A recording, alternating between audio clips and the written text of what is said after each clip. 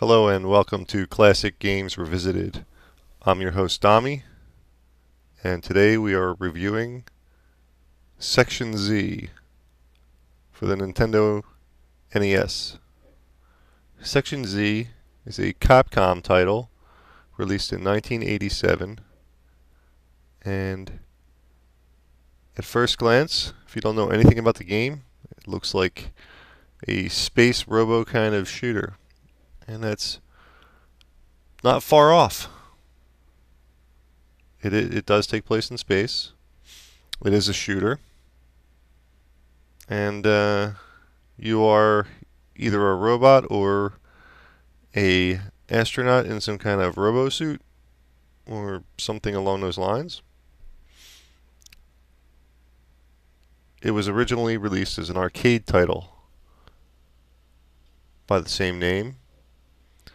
In the arcade version, you battled your way from Section A through Section Z, 26 levels, hence the name. The Nintendo version, a little different.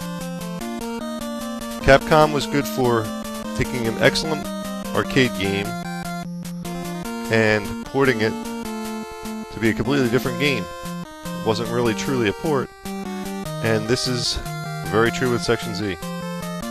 Section Z, there is no actual Section Z in the NES version. The sections in this version are numbered. Starting in Section 00, I believe, going all the way up to 50 something or other, 56, 58, 59. Yep, Section 00 is where you start. It has some interesting controls. In this game, the A button shoots to the right of the screen and the B button shoots to the left. So you have two shoot buttons for two different directions. The select button actually selects what kind of weapon you're using. You only have the choice of L in the beginning, which we can assume means laser. Those little pill-like things, pink and blue pill-looking things, are energy power-ups.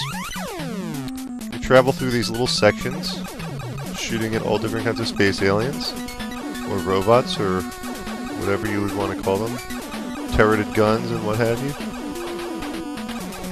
And there's vast amounts of power-ups.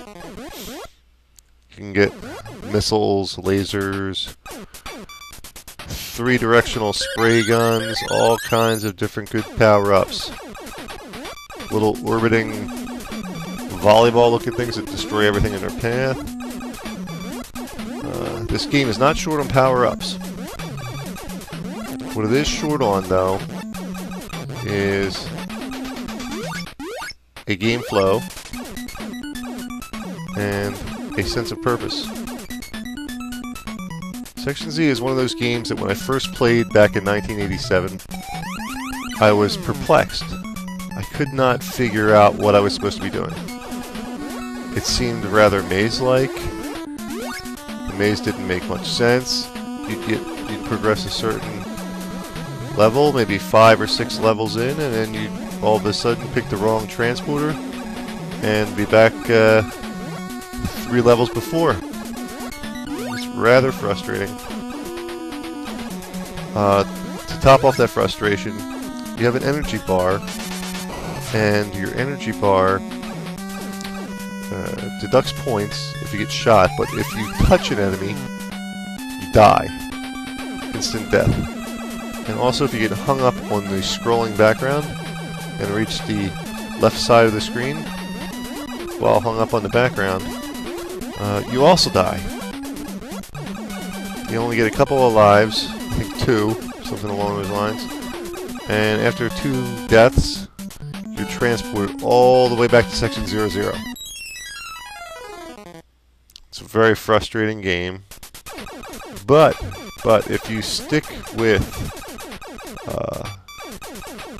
the hokiness and the bizarre maze-like structures, if you can get beyond that, you're actually rewarded with a fairly decent game.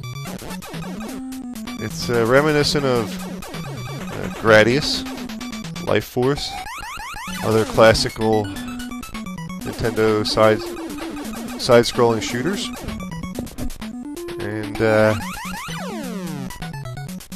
it just has quite a different take on it, because it's not straightforward and linear like all those other scrolling shooters. There are actual paths you have to take. Well, I started out hating Section Z when I first played it in '87, when a friend picked it up and said, "Look at this new game I got." I absolutely hated it. But then I found I couldn't stop playing it. I couldn't stop retrying, trying to get past whatever my highest level was at the time, which was probably something like Section 22 maybe, or something along those lines. I had no idea then how many levels there were. I assumed the goal was to get to Section Z, but I never did find any lettered sections. And that's because they didn't exist in this version. They only existed in the arcade version.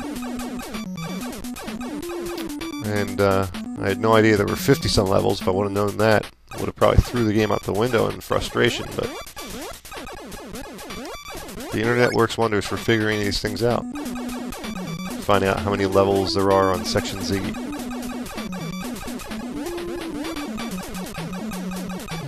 So you're looking at general mechanics of gameplay. It's basically run and gun, dodge and shoot. The little S-pills are speed-ups, which seem like a good thing at first. But after 2 or 3 of them, your guy is, your little robo-astronaut guy, he's way cracked out on this pep pills, and it's very easy to run into an enemy by accident, or suck up a couple of bullets by accident and die. So you want to watch how many speed power-ups you get.